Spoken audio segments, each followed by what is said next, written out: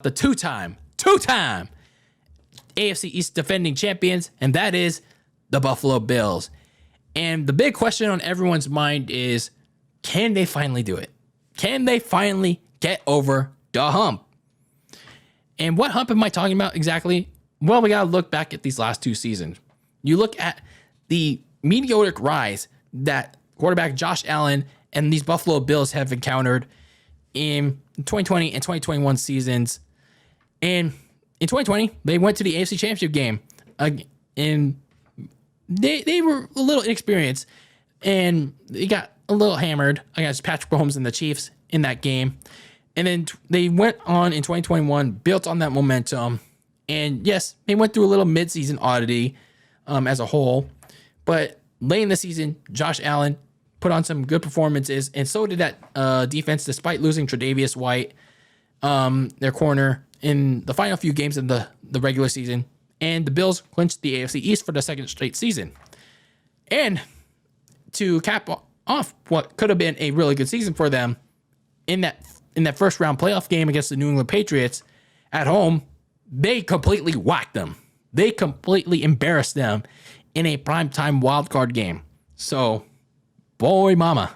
But unfortunately for them, just like in the AFC title game in the second round, mind you, they just fell a little short.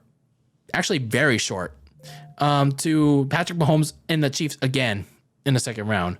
In a heartbreaker. In an all-time classic to Mahomes and the Chiefs.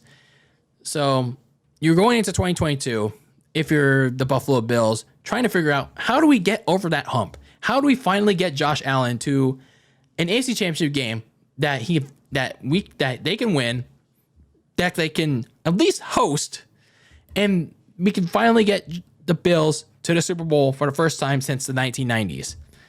Well, that's probably going to be your goal again in 2022. Get Josh Allen to reach his first ever Super Bowl. And he can't do it alone, because a lot of the times in 2021, he was practically doing it by himself. He was practically winning games on his damn own. So for the Buffalo Bills, I mentioned this in my season recap, you had to get him some help, especially on defense. So looking at some of their re-signings, looking at some of their extensions, you re-signed Stephon Diggs, you re-signed Mitch Morse, you re-signed strong safety Micah Hyde, and receiver Isaiah McKenzie. So a lot of key pieces that were signed or re-signed in the offseason to keep that core intact. And the offseason additions ended up being pretty key in order for the Bills to potentially finally making that run at a Super Bowl appearance. The biggest one being on defense when they added Von Miller from the Super Bowl winning LA Rams. You could question the contract all you want, but they're adding a two-time Super Bowl champion, a former Super Bowl MVP edge rusher in Von Miller to go along with in that pass rush to really help them in that area. And in the offensive line, where they also struggled in that divisional game against the Chiefs, they added guards Roger Saffold and David Questenberry for the Tennessee Titans. They also got some defensive tackles for the pass rush in Tim Settle and Daquan Jones. They also got a backup tight end to help out Dawson Knox and O.J. Howard, and a little bit of a surprise move, but a good one at that. A receiver by the name of Jamison Crowder from the New York Jets, a depth piece for that offense behind Stephon Diggs, Gabriel Davis, Isaiah McKenzie. So pretty solid move by the Bills there. Unfortunately, they lost one of their key corners in that secondary, Levi Wallace, to the Steelers. And they also lost their MVP, the Nickelodeon valuable player, backup quarterback in Mitch Trubisky, to the Steelers as well. So count that what you will. They also lost Mario Addison to the Texans and Vernon Butler to the Raiders. They're two defensive tackles in that rotation. They also lost guard John Feliciano to the New York Giants. But, I mean, you already added Roger Saffold, so not going to hurt them much.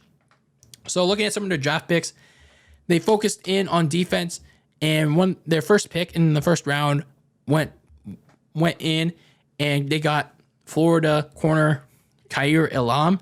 I thought he was a pretty solid pick, but he can tend to lapse in defense a little bit.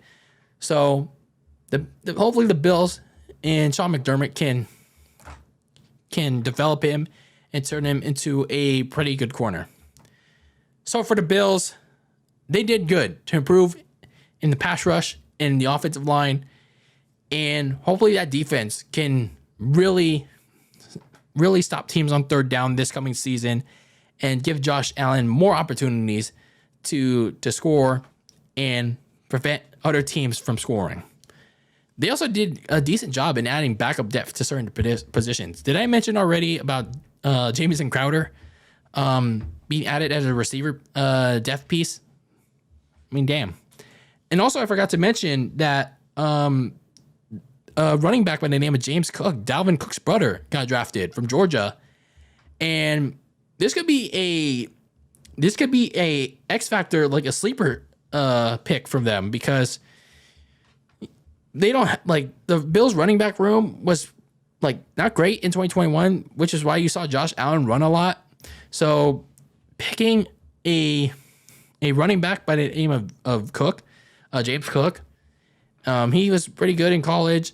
So who knows if he pans out, and if he does pan out, maybe it finally gives Josh Allen a little less reliance to run so damn much, like he did in 2021. So looking at some of their key games in 2022 for the Buffalo Bills, because you want to make that run, you want to finally make that Super Bowl for Josh Allen. You start in Los Angeles against the reigning, defending, undisputed Super Bowl champions in the LA Rams, an opportunity to upset the defending Super Bowl champs on opening night.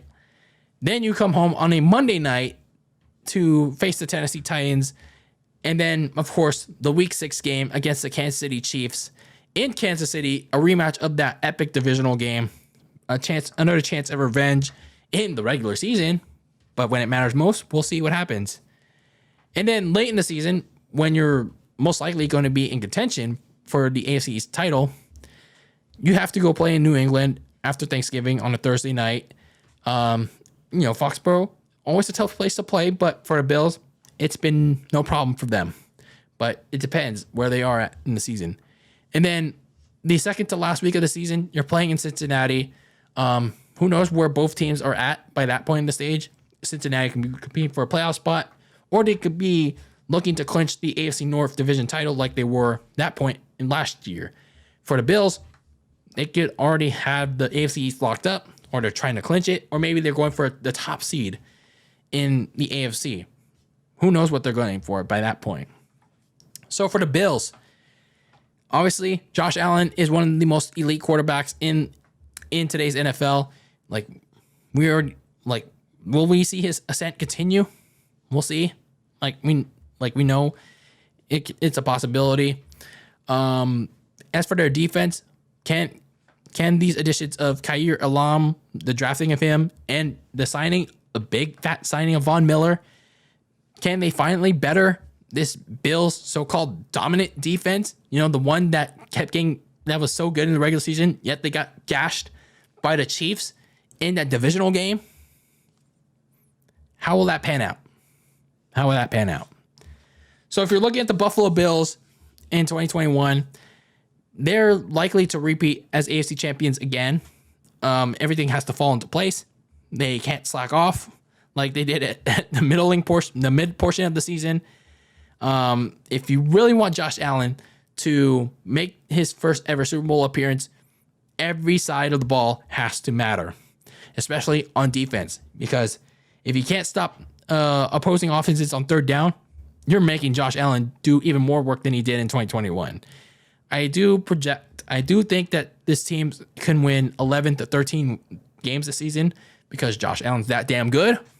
But a lot of this season has to come down to the defense, because if they can't stop opposing offenses, it's going to put a lot of pressure again on Josh Allen and the Bills offense. So the Bills better make this season count, because I don't know what could possibly happen in the next offseason.